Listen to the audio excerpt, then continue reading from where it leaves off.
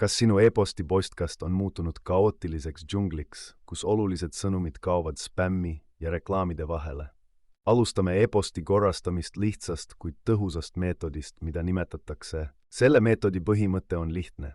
Tühjenda oma postkast regulaarselt, suunates iga e-kirja õigesse kausta või kustutades selle. Loo endale süsteem, kus igal e-kirjal on oma kindel koht, kiire vastus, ülesannete nimekiri, delegeerimine, arhiveerimine või kustutamine. Kasuta e-posti kliendi funktsioone nagu filtrid, märgised ja automaatlised vastused, et automatiseerida osa tööst. Pühenda iga päev kindel aeg e-postiga tegelemiseks, et vältida selle kuhjumist ja hoida oma postkast kontrolli all.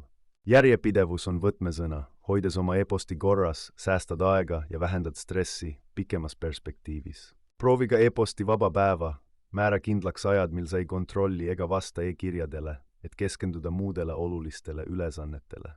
Lõpuks leiad, et organiseeritud e-posti postkast ei ole mitte ainult produktiivsem, vaid ka palju vähem stressirohke. Alusta juba täna oma e-posti korrastamist ja naudi rahulikumat ning produktiivsemat töökeskkonda.